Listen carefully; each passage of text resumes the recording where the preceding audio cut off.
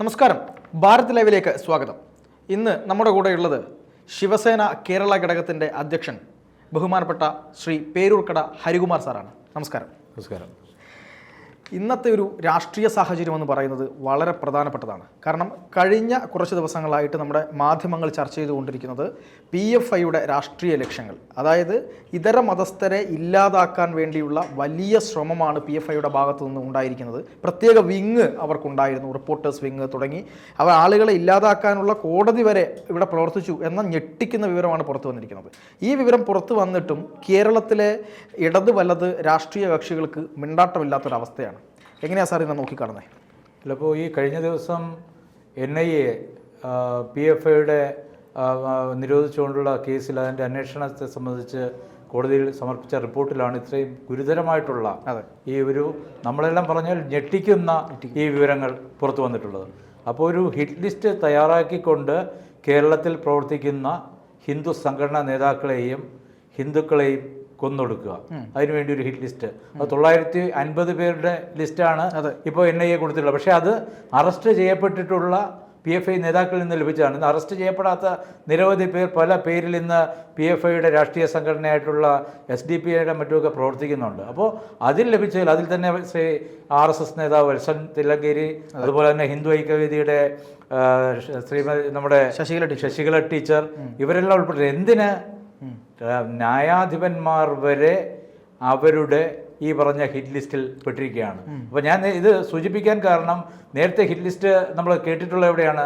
കാശ്മീരിൽ കേട്ടിട്ടുണ്ട്. കാശ്മീർ ഭീകരവാദികൾ ലഷ്കർ ഇ തോയ്ബയും അതുപോലെ തന്നെ ജെയ്ഷെ മുഹമ്മദും ഇവരെല്ലാം പ്രത്യേക ഹിറ്റ് ലിസ്റ്റ് തയ്യാറാക്കിക്കൊണ്ട് ഇന്ത്യയിലെ പല നേതാക്കളെയും ലക്ഷ്യം വെച്ചിട്ട്, അത് മുരളി മനോഹർ ജോഷി ആയാൽ, LK അദ്വാനിജി ആയിരുന്നാൽ, അതുപോലെ തന്നെ അശോക് സിംഗാൾ, എന്തിന് ശിവസേനയുടെ മേധാവി ബാൽ താക്കറേക്ക് വരെ ഈ സംഘടനകളിൽ നിന്നുള്ള ഭീഷണിയുണ്ട്, അവരുടെ ഹിറ്റ് ലിസ്റ്റിൽ പെട്ടിരുന്നു. അപ്പോൾ അതേ രൂപത്തിൽ വിഘടനവാദികൾ, പാക് വിഘടനവാദികൾ കാശ്മീരിൽ ഏത് തരത്തിലാണോ ഭീകരപ്രവർത്തനം നടത്തിയത്, അതേ മോഡലിൽ ഈ PFI സംഘടന കേരളത്തിൽ അവരുടെ പ്രവർത്തനം നടത്തിയിരുന്നു, അല്ലെങ്കിൽ അതിനു വേണ്ടിയിട്ടുള്ള ശ്രമങ്ങൾ നടത്തിയിരുന്നു എന്നാണ് ഈ റിപ്പോർട്ടിൽ നിന്ന് വെളിവാകുന്നത്. ഞെട്ടിപ്പിക്കുന്ന വിവരമാണ്.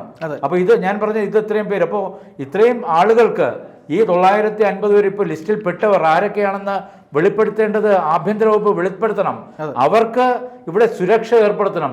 ഈ ഞാൻ പറഞ്ഞ PFIയുടെ മറ്റ് രാഷ്ട്രീയ സംഘടന രൂപത്തിൽ അവരാരെയാണോ വളർത്തിക്കൊണ്ടുവന്നത്, SDPI എന്ന് കേരളത്തിൽ നൽകുക, ആ രാഷ്ട്രീയ പാർട്ടിയെ അതിൻ്റെ പ്രവർത്തനങ്ങൾ നിരീക്ഷിക്കുവാനും അതേ സംബന്ധിച്ച് കേന്ദ്ര ആഭ്യന്തര വകുപ്പിന് സംസ്ഥാന ഇൻ്റലിജൻസും ആഭ്യന്തര വകുപ്പും റിപ്പോർട്ട് അടിയന്തരമായി നൽകി ആ രാഷ്ട്രീയ പാർട്ടിയുടെ രൂപത്തിൽ നിൽക്കുന്ന ഈ ഭീകര സംഘടനയെ നിരോധിക്കുവാനുള്ള നിയമ നടപടികളുമായിട്ട് കേരള സർക്കാർ മുന്നോട്ട് പോകണമെന്നാണ് ശിവസേനയ്ക്ക് ഈ വിഷയത്തിൽ ഇപ്പോൾ ഇതിനെ സംബന്ധിച്ച് പ്രതികരിക്കാനുള്ളത്. തീർച്ചയായിട്ടും ഇതിൽ വളരെ ഗൗരവമുള്ളൊരു കാര്യമെന്ന് പറയുന്നത് ഈ പറയുന്ന പോപ്പുലർ ഫ്രണ്ട് നിരോധിക്കുന്നതിന് തൊട്ട് മുമ്പ് കോഴിക്കോട് കടപ്പുറത്ത് ഇവർ വലിയ പരിപാടി സംഘടിപ്പിച്ചു. ലക്ഷക്കണക്കിന് ആളുകളാണ്, ആയിരക്കണക്കിന് ആളുകളാണ് അതിൽ പങ്കെടുത്തത്. അതിൽ സ്ത്രീകളുണ്ട്, കുട്ടികളുണ്ട്, പലതരത്തിലുള്ള മുദ്രാവാക്യങ്ങൾ അവിടെ മുഴങ്ങുന്നത് നമ്മൾ കേട്ടു. പക്ഷേ ഈ പോപ്പുലർ ഫ്രണ്ടിൻ്റെ ചില നേതാക്കന്മാരെ മാത്രമാണ് അറസ്റ്റ് ചെയ്തിട്ടുള്ളത്. ഇതിലെ അണികൾ ഇപ്പോഴും മറ്റു പല രാഷ്ട്രീയ പാർട്ടികളിലേക്ക് നുഴഞ്ഞു കയറി കേരളത്തിൻ്റെ രാഷ്ട്രീയ ഭൂമികയിൽ പ്രവർത്തിക്കുന്നുണ്ട്. അത് സാർ പറഞ്ഞതുപോലെ ഏറെ അപകടകരമായി ഇവർക്ക് കാര്യങ്ങളെല്ലാം രഹസ്യമായി ചെയ്യാനുള്ള ഒരു അവസ്ഥ ഇവിടുത്തെ ഭരണകൂടം, അതായത് സംസ്ഥാന ഭരണകൂടം തന്നെ ഒരുക്കി കൊടുക്കുന്നതിന് തുല്യമല്ലേ അത്? അല്ല, തീർച്ചയായിട്ടും. ഇപ്പോൾ ഈ ഇത്രയും പല സ്ഥലത്ത് PFIയുടെ രാഷ്ട്രീയ സംഘടന SDPIയുമായി ഇവിടുത്തെ പാർട്ടികൾ പല പഞ്ചായത്തുകളിലും പരസ്യമായിട്ടുള്ള ധാരണകൾ ഉണ്ടാക്കിയിട്ടുണ്ട്. പഞ്ചായത്തിൽ അവർ അധികാരത്തിൽ വരാൻ വേണ്ടി പല സ്ഥലങ്ങളിലും. അത് ഇതിനെ സംബന്ധിച്ച് മറുപടി പറയേണ്ടത് ഗോവിന്ദൻ മാഷും അതുപോലെ തന്നെ VD സതീശനും അടൂർ പ്രകാശുമൊക്കെയാണ്. അപ്പോൾ ഈ ഒരു റിപ്പോർട്ട് വന്നു, ഇത്രയും ഗുരുതരമായിട്ട് കേരളത്തിലെ ഇത്രയും 1000-നടുത്ത ആളുകളെ കൊന്ന് തള്ളാൻ വേണ്ടി അവർ പദ്ധതിയിട്ടു എന്ന് വെളിവായിട്ട് ഇതിനെ സംബന്ധിച്ച് ഒരു പ്രസ്താവന നടത്താൻ, അല്ലെങ്കിൽ അവർക്കെതിരെ ഈ തീവ്രവാദ സംഘടനകൾക്കെതിരെ ഒരു വാക്കുരിയാടാൻ വേണ്ടി ഈ UDFO LDFO നേതൃത്വമോ തയ്യാറായിട്ടില്ല. അപ്പോൾ കഴിഞ്ഞ ദിവസം ആന്റണി MP അദ്ദേഹം SDPIയുടെ സർക്കാരും സ്വീകരിച്ചു. അവരുടെ സ്ഥാപക ദിനത്തോടനുബന്ധിച്ച് അവരോടൊപ്പം ഈ പറഞ്ഞ ലഡു തിന്ന് ആഹ്ലാദം പങ്കിടുകയാണ്. അപ്പോൾ ഇവരൊക്കെ എന്താണ്? ഈ തീവ്രവാദികളെ വളർത്തുകയാണ് കേരളത്തിൽ. അപ്പോൾ കേരളത്തിലെ ഈ ന്യൂനപക്ഷ പ്രീണനം, അല്ലെങ്കിൽ ഈ പറഞ്ഞ വോട്ട് ബാങ്ക് രാഷ്ട്രീയം, ഇത് കേരളത്തിലെ സാധാരണ ജനങ്ങളെ കൊടും ക്രൂരതയിലേക്ക് അല്ലെങ്കിൽ അവരെ ആ ക്രൂരതയിലേക്ക് അല്ലെങ്കിൽ അതിൻ്റെ ഇരകളാകുവാൻ വേണ്ടിയുള്ള അതിനു വേണ്ടിയിട്ട് കൂട്ടുനിൽക്കുന്ന ഒരവസ്ഥയിലേക്കാണ് ഈ പാർട്ടി നേതൃത്വങ്ങൾ കൊണ്ടുപോകുന്നത്. അപ്പോൾ അവർ അതിൽ വ്യക്തമായിട്ടുള്ള നിലപാടെടുക്കണം. എന്തിനാ ഇപ്പം നമ്മൾ കണ്ടു നിലമ്പൂരിൽ UDF പരസ്യമായി ജമാഅത്തെ ഇസ്ലാമിയുമായിട്ട് കൂട്ടുപിടിച്ചു. അത് നേരത്തെ ഇവരൊക്കെ രഹസ്യധാരണയാണ്. ഇപ്പോൾ പരസ്യ പ്രസ്താവന നടത്തി. അവർ അതിനെതിരായിട്ട് ആ പിന്തുണ വേണ്ടെന്ന് ആരും പറഞ്ഞില്ല. ഞങ്ങൾ ആരുടെ പിന്തുണയും സ്വീകരിക്കും. അപ്പോൾ ചിലർ പറഞ്ഞത് അവരുടെ നിലപാട് മാറിയത്. പക്ഷേ ജമാഅത്തെ ഇസ്ലാമി പറഞ്ഞു ഞങ്ങളുടെ നിലപാടൊന്നും മാറിയിട്ടില്ല, ഞങ്ങളുടെ നിലപാട് പഴയ നിലപാടാണ്. ഇതാണ് ജമാഅത്തെ ഇസ്ലാമിയുടെ നിലപാട്.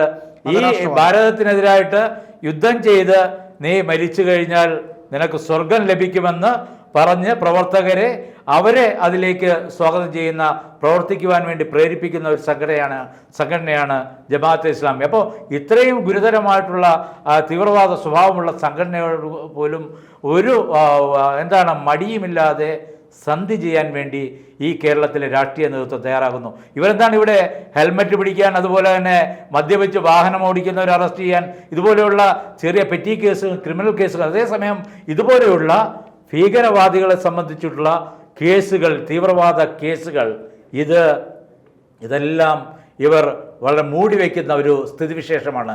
എന്തിന് ഈ നേരത്തെ സൂചിപ്പിച്ചതുപോലെ പോലീസിനകത്ത് അവരുടെ ഒരു വിഭാഗത്തെ ഉണ്ടാക്കാൻ വേണ്ടി ശ്രമം നടത്തി. അപ്പോൾ അതിൽ പ്രത്യേക ഒരു മതവിഭാഗത്തിൽപ്പെട്ട ആളുകളുടെ കൂട്ടായ്മ ഉണ്ടാക്കാൻ വേണ്ടി ശ്രമം നടത്തി. ഇവരെ പിന്തുണയ്ക്കുന്ന ആളുകളെ അതിനകത്ത് അവരൊരു ഗ്രൂപ്പ് സൃഷ്ടിക്കാൻ വേണ്ടി ശ്രമിച്ചു. അപ്പോൾ അങ്ങനെയുള്ള ശ്രമങ്ങളാണ് ഇവരുടെ ഭാഗത്ത് നിന്ന് ഈ തീവ്രവാദ സംഘടന. അപ്പോൾ അത് ഈ പറഞ്ഞ ആഭ്യന്തര വകുപ്പിലും പോലീസിനെ പോലും അത്തരം പ്രവണതകൾ അതിനകത്തേക്ക് കടന്നു ചെന്നുവെന്നാണ് നമുക്ക് ഇതിൽ നിന്ന് കാണുന്നത്. അപ്പോൾ ഇതിനെ സംബന്ധിച്ച് ആഭ്യന്തര വകുപ്പ് ശക്തമായ നടപടി, പിണറായി വിജയൻ, ഞങ്ങൾക്ക് മുഖ്യമന്ത്രി പിണറായി വിജയനോട് പറയാനുള്ളത്, നിങ്ങൾ പ്രീണന നയം മാറ്റിവെച്ചുകൊണ്ട് തീവ്രവാദികൾക്കെതിരായിട്ട് ശക്തമായിട്ടുള്ള നടപടി സ്വീകരിക്കാൻ തയ്യാറാകണമെന്നാണ് ശിവസേനയ്ക്ക് ഈ അവസരത്തിൽ ആവശ്യപ്പെടാനുള്ളത്. തീർച്ചയായിട്ടും. അപ്പം അങ്ങനെ പറഞ്ഞതുപോലെ ആന്റണി MP ഇതുപോലെ തന്നെ SDPIയുടെ സ്ഥാപക ദിനത്തിൽ മധുരം പങ്കുവെക്കുന്നു. അതുപോലെ ജമാഅത്തെ ഇസ്ലാമിയുമായി ബന്ധപ്പെട്ട് VD സതീശനും കോൺഗ്രസും അനുകൂലിച്ച് സംസാരിക്കുന്നു. പക്ഷേ ഈ കേരളത്തിൻ്റെ പൊതുരാഷ്ട്രീയത്തിൽ ഇവർക്കൊക്കെ വലിയ പ്രശ്നമായി കാണുന്നത് ഭാരതാംബയുടെ ചിത്രവും RSSും അതുപോലെ തന്നെ മറ്റു ശിവസേന ഉൾപ്പെടെയുള്ള ഹിന്ദുത്വ പാർട്ടികളുടെയൊക്കെ സമീപനമാണ് ഇവരെപ്പോഴും ചർച്ചയാക്കിക്കൊണ്ടിരിക്കുന്നത്. ഇത്രയധികം ഭീകരമായ കാര്യങ്ങൾ, അതായത് നമ്മുടെ നിയമ സംവിധാനങ്ങൾ, അതുപോലെ തന്നെ പോലീസ്, ഇതിലൊക്കെ നുഴഞ്ഞു കയറിക്കൊണ്ട് അറ്റാക്ക് ചെയ്ത് ഇത് ഒരു ഇസ്ലാമിക രാഷ്ട്രമാക്കാനുള്ള എല്ലാ പദ്ധതികളുമാണ് ഇവർ ഉണ്ടാക്കിയത്. എന്നിട്ടും ഭാരതാംബ മാത്രമാണ് ഇവരുടെ ചർച്ചാ വിഷയം എന്നത് ഒരു ഗൗരവകരമായ കാര്യമല്ലേ? അല്ല, ഇതേ സംബന്ധിച്ച് കഴിഞ്ഞ ദിവസം ഒരു നേതാവ് പറഞ്ഞു, ഇപ്പോൾ ഭാരതാംബ വിഷയം എന്തിനു വേണ്ടിയാണ് കൊണ്ടുവരുന്നത്? അപ്പോൾ ഇതുപോലെയുള്ള വല്ല ഗുരുതരമായിട്ടുള്ള അല്ലെങ്കിൽ ദേശീയ സുരക്ഷയെ അല്ലെങ്കിൽ നമ്മുടെ സംസ്ഥാന ആഭ്യന്തര സുരക്ഷയെ ബാധിക്കുന്ന വലിയ വിഷയങ്ങൾ, ഇതുപോലെ NIA കൊടുത്ത റിപ്പോർട്ട്, ഇതെല്ലാം മൂടിവെക്കുന്നതിൻ്റെ ഭാഗമായിട്ടാണ് ഇന്ന് ഈ ഇടതുപക്ഷവും അതുപോലെ വലതുപക്ഷവും ഭാരതാംബയുടെ വിഷയം എടുത്ത് വിവാദമാക്കുന്നത്. നേരത്തെ തന്നെ ഇവിടെ വ്യക്തമായിട്ടുള്ള തെളിവുകളുണ്ട്. ഈ ഇന്ദിരാഗാന്ധി പ്രധാനമന്ത്രി ആയിരുന്ന സമയത്ത് കാവിക്കൊടി ഏന്തിയിട്ടുള്ള ഭാരതാംബയുടെ ക്ഷേത്രം തന്നെ നിർമ്മിച്ച് അതിൻ്റെ ഉദ്ഘാടന കർമ്മം നിർവഹിച്ചിട്ടുള്ള മഹത് വ്യക്തിയാണ്.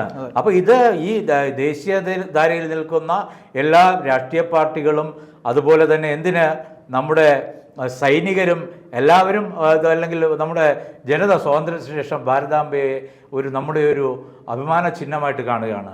അപ്പോൾ അതിനെ അവഹേളിക്കുന്ന തരത്തിൽ ഇന്നലെ നമ്മുടെ ഉന്നത വിദ്യാഭ്യാസ വകുപ്പ് മന്ത്രി പറയുകയുണ്ടായി, ഒരു സാരി ഉടുത്ത ഒരു സ്ത്രീയുടെ രൂപം അത് ഞങ്ങൾ അംഗീകരിക്കില്ല. അപ്പോൾ ഞാൻ ചോദിക്കട്ടെ, ഈ ഭാരതത്തിലെ ഭൂരിപക്ഷം വരുന്ന ഹിന്ദുക്കൾ അവരുടെ ഒരു കൊടിയേന്തിക്കൊണ്ട് കാവ്യെടുത്ത ഒരു ഭാരതാംബയുടെ ചിത്രം ഇവർ അംഗീകരിക്കുന്നത്, അതിൽ ഞങ്ങൾക്ക് സംശയമുണ്ട്. ഇനിയിപ്പോൾ അത് ഈ പച്ചക്കൊടി പിടിച്ചാൽ മാത്രമേ ഇവിടുത്തെ രാഷ്ട്രീയ നേതൃത്വം ഭാരതാംബയെ അംഗീകരിക്കൂ എന്നുള്ളൂ. അപ്പോൾ ഇതെല്ലാം അനാവശ്യ വിവാദങ്ങൾ. ഇപ്പോൾ വലിയ വിഷയങ്ങളിൽ നിന്ന് ശ്രദ്ധ തിരിക്കാനുള്ള ശ്രമങ്ങളാണ്. ഇതിനേക്കാൾ ഏറ്റവും വലിയ കോയമ്പത്തൂർ ബോംബ് സ്ഫോടന കേസിൽ പ്രതിയായ അബ്ദുൾ നാസർ മദനി, അദ്ദേഹമായിട്ട് വേദി പങ്കിടുക, അവരുമായിട്ട് കൂട്ടുകെട്ടുണ്ടാക്കുക, രാഷ്ട്രീയ ഉണ്ടാക്കുക, ഇതെല്ലാം ഇവിടുത്തെ രാഷ്ട്രീയ നേതൃത്വം നേരത്തെ നടത്തിക്കൊണ്ടിരിക്കുകയാണ്. അതിലൊരു ചെറിയ സംശയം, അതായത് ഇടതുപക്ഷ ജനാധിപത്യ മുന്നണി പറയുന്നത് ഈ മദനിയും PDPയും ഇവരുടെ നിലപാട് തിരുത്തി എന്നാണ് ഇവർ പറയുന്നത്. അതേപോലെ തന്നെ VD സതീശനും പറയുന്നത് ജമാഅത്തെ ഇസ്ലാമി നിലപാട് തിരുത്തി എന്നാണ് പറയുന്നത്. പക്ഷേ ഇതിനൊന്നും ഒരു തെളിവുമില്ല, അവർ പറയുന്നില്ല അവരുടെ നിലപാട് തിരുത്തി എന്നുള്ളത്. എങ്ങനെയാണ് ഈ ജനങ്ങളെ ഇങ്ങനെ വിഡ്ഢികളാക്കാൻ അവർക്ക് സാധിക്കുന്നത് എന്നുള്ളത്? നമ്മൾ സംസാരിക്കുന്നത് നമ്മുടെ മുന്നിലുള്ള തെളിവുകൾ. കോയമ്പത്തൂർ സ്ഫോടന കേസ്, അതുപോലെ നിരവധി സ്ഫോടന കേസ്, അതിൽ പ്രതിയായിട്ടാണ് മദനി ഇന്ന് ജയിലിലുള്ളത്. അതുപോലെ തന്നെ ഈ പറഞ്ഞ PFIക്കെതിരായിട്ട് ഗുരുതരമായിട്ടുള്ള ആരോപണങ്ങളുണ്ട്. കേരളത്തിൽ നടന്ന നിരവധി കൊലപാതകങ്ങൾ, അതിൻ്റെ പങ്ക് വെളിവായിട്ടുണ്ട്. അടുത്തവർ നടത്താനിരുന്ന പദ്ധതികൾ വെളിവായിട്ടുണ്ട്. അപ്പോൾ ഇതിൻ്റെ അടിസ്ഥാനത്തിലാണ് ഇവർക്കെതിരായി കേസുകൾ ചാർജ് ചെയ്ത് ഈ സംഘടനകളെ നിരോധിച്ചും അല്ലെങ്കിൽ നിരോധിക്കണമെന്ന് ആവശ്യപ്പെട്ടുകൊണ്ടും നമ്മളെല്ലാം രംഗത്ത് വന്നിട്ട്. അപ്പോൾ ഇതിനെല്ലാം വെള്ളപൂശുന്ന തരത്തിലാണ് ഇവിടുത്തെ മറ്റ് രാഷ്ട്രീയ നേതൃത്വങ്ങൾ. ഇവർക്ക് വലിയൊരു അല്ലെങ്കിൽ ഇവരുടെ ആശയങ്ങളോട് ചേർന്ന് നിൽക്കുന്ന വലിയൊരു വിഭാഗം ജനത കേരളത്തിലുണ്ട്. അപ്പോൾ അവരെ തൃപ്തിപ്പെടുത്തുവാൻ വേണ്ടി ഇവരെ പിണക്കാതിരിക്കുക, അവരെ കൂട്ടി നിർത്താനുള്ള ശ്രമങ്ങൾ, അത് പക്ഷേ ഈ രാജ്യ സുരക്ഷ, ആഭ്യന്തര സുരക്ഷയെ സംബന്ധിച്ച് ഏറ്റവും വലിയ വെല്ലുവിളിയാണ് ഇന്ന് ഈ രാഷ്ട്രീയ പാർട്ടികൾ കേരളത്തിൽ നടത്തിക്കൊണ്ടിരിക്കുന്നത്. അവർ തന്നെ മനസ്സിലാക്കുന്നില്ല. ഇതിനകത്ത് അവർ ഈ പറയുന്നത് ഹിന്ദുക്കളെ കൊല ചെയ്യുന്നതാണ്. അതിനകത്ത് CPMകാരെന്നോ കോൺഗ്രസ്സുകാരെന്നോ ഒന്നും പറയുന്നില്ല. ഹിന്ദുക്കളെ ഉന്മൂലനം ചെയ്ത് 2047 ഇവിടെ ഇസ്ലാമിക രാഷ്ട്രം സ്ഥാപിക്കുക, അതാണ് അവരുടെ അജണ്ട. അപ്പോൾ അതിനകത്ത് ഇപ്പോൾ നിലവിൽ ഈ പറയുന്ന ലിസ്റ്റിൽ മുഴച്ചു നിൽക്കുന്നത് ഹിന്ദു സംഘടനാ നേതാക്കളുടെ പേര് മാത്രമാണെങ്കിൽ നാളെ ഇവരുടെ പ്രവർത്തനങ്ങളെ എതിർക്കുന്ന അല്ലെങ്കിൽ അതിന് വിഘാതമായി നിൽക്കുന്ന ഏതൊരു ഹിന്ദു അല്ല അന്യമതസ്ഥരും കൊല്ലപ്പെടാവുന്ന സ്ഥിതിയാണ്. ഏറ്റവും പുതിയ റിപ്പോർട്ടിൽ അത് സൂചിപ്പിക്കുന്നുണ്ടെന്നാണ് ഞാൻ മനസ്സിലാക്കുന്നത്. അതായത് ഇവർക്കെതിരെ, ഇവരുടെ തീവ്രവാദ നിലപാടുകൾക്കെതിരെ നിൽക്കുന്ന ഇസ്ലാമിസ്റ്റ്, അതുപോലെ തന്നെ ഇസ്ലാമിക, അതുപോലെ തന്നെ ക്രിസ്ത്യൻ നേതാക്കന്മാരെയും ഇല്ലാതാക്കണം എന്ന് തന്നെയാണ് ഇവരുടെ ഇതിൽ പറയുന്നതെന്നാണ്. അത് വളരെ ഗൗരവകരമാണ്. അവർക്ക് അവരുടെ മതം എന്നുപോലും ഇല്ല എന്നുള്ളതല്ലേ? അതെ, അല്ല, ഇത് കുറച്ചു കാലം മുമ്പ് ഇത് ക്രിസ്തുമത വിശ്വാസികൾ അല്ലെങ്കിൽ സഭകൾ ഇക്കാര്യം തുറന്നു പറഞ്ഞിട്ടുണ്ട്. അവർ ലവ് ജിഹാദിനെതിരായിട്ട് നിലപാടുകൾ സ്വീകരിച്ചു. ഞാൻ ചോദിക്കട്ടെ, മഞ്ചേരിയിൽ സത്യധരണി എന്ന് പറഞ്ഞിട്ടൊരു സ്ഥലമുണ്ട്. അപ്പോൾ അവിടെ എന്ത് പ്രവർത്തനമാണ് നടത്തുന്നത്? അപ്പോൾ നമ്മുടെ ആഭ്യന്തര വകുപ്പിൻ്റെ മൂക്കിൻ്റെ കീഴിൽ നിരവധി സംഭവങ്ങൾ കോടതികളിൽ പോലും വെളിപ്പെട്ടിട്ടും അതിനെതിരെ നടപടിയെടുക്കാൻ വേണ്ടി തയ്യാറാകുന്നില്ല. നിരവധി മതപരിവർത്തന കേന്ദ്രങ്ങൾ, ഈ നേരത്തെ പറഞ്ഞ പോലെ അവരുടെ പ്രവർത്തനങ്ങൾക്ക് വേണ്ടിയിട്ടുള്ള സ്ലീപ്പർ സെല്ലുകൾ, അപ്പോൾ അങ്ങനെ പല വിഭാഗങ്ങൾ പ്രവർത്തിക്കുന്നു. അതിൽ ഇവർ എന്താണ്, സൈനിക വിഭാഗങ്ങളെ നിരീക്ഷിക്കുവാൻ വേണ്ടിയിട്ടുള്ള അതിനു വേണ്ടിയിട്ടുള്ള പ്രവർത്തനങ്ങൾക്ക് ഒരു വിഭാഗത്തെ അവർ ചുമതലപ്പെടുത്തി. എന്തിന്?